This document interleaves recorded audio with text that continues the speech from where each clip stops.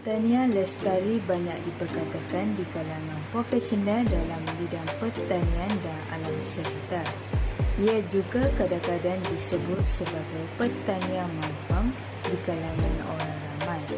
Pertanian lestari merupakan satu konsep pertanian mampang yang tidak mencemarkan alam sekitar. Produk pertanian lestari adalah selamat lingkungan, mengurangkan pencemaran alam sekitar selain menstabilkan pendapatan petani. Ciri-ciri pertanian lestari. Pertama, sistem pertanian organik. Sistem pertanian organik diamalkan untuk tujuan mewujudkan keadaan harmoni kepada sistem semula jadi dan mengelakkan sebarang konflik terhadap sumber sedia ada dalam sesuatu ekosistem. Yang kedua, sistem pertanian persekitaran terkawal. Sistem pertanian persekitaran terkawal ialah salah satu sistem yang telah diamalkan dalam pengeluaran tanaman horticulture. Sistem pertanian terkawal diperkenalkan sebagai satu sistem pertanian yang mengarah kepada amalan kelestarian berdasarkan seperti penggunaan pelbagai sistem penanaman. Pelbagai sistem penanaman yang berasaskan pengekalan alam sekitar dan nilai ekonomi boleh dilaksanakan dengan menggunakan konsep persekitaran terkawal seperti penanaman sistem hidroponik, kultur tanpa tanah, pertanian organik dan separa organik. Kecekapan penggunaan tanah. Penggunaan tanah yang luas tidak diperlukan untuk pengeluaran tanaman. Tanaman boleh dikawal atur supaya penghasilannya dapat dilakukan sepanjang masa tanpa bergantung dengan cuaca. Dengan berteraskan kecekapan penggunaan tanah yang tinggi, penerokaan tanah baru dapat dikurangkan. Assalamualaikum, sekarang kita berada di Mardi Canberra, Thailand dan kami akan membuat penerangan tentang pertanian lestari. Jom!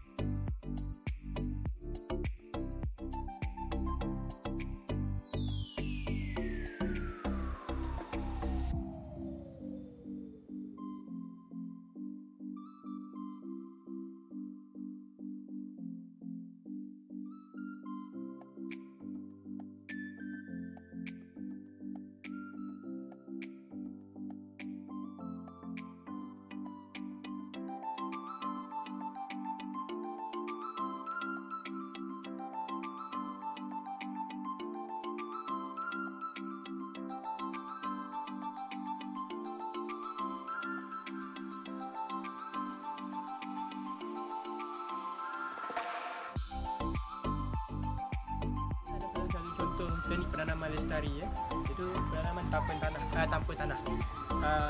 Di petak model penanaman tanpa tanah ini ditunjukkan penanaman di dalam medium air atau pot hidroponik, takungan dalam dan teknik nutrition cetek. Penanaman di dalam medium kokopit ataupun habuk-sabuk ini ditunjukkan dalam kaedah vertigasi, metafilm, polybag individu dan polybag berbantal. Medium perlite biasa digunakan dalam vertigasi ebb and flow. Ciri utama medium adalah bahan lengan bersih dan ringan.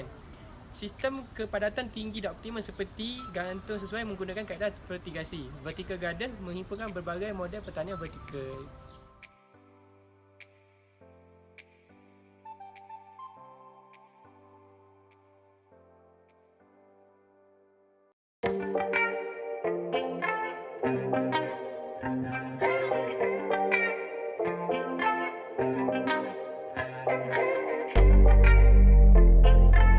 Kelebihan pertanian lestari. Pertanian lestari akan menyebabkan berlakunya peningkatan keluaran tanaman. Pengeluaran tanaman sebenarnya bertambah baik kerana nutrien tanah secara konsisten lebih tinggi. Ia juga dapat memupuk pertumbuhan mikrolab semula jadi yang bertindak secara simbiotik dengan tumbuh-tumbuhan untuk memberi mereka lebih banyak nutrien. Selain itu, pertanian lestari juga telah menyebabkan kurangnya berlaku run-off dan hakisan. Kedua-dua ini dapat dikurangkan dengan ketara dalam pertanian mampan kerana tanaman tersebut boleh diputar sepanjang tahun. Di samping itu, pertanian lestari juga mempunyai harga yang lebih rendah berbanding pertanian yang lain. Hal ini kerana petani tidak perlu membelanjakan wang untuk baja buatan kerana tanah pertanian lestari itu lebih sihat.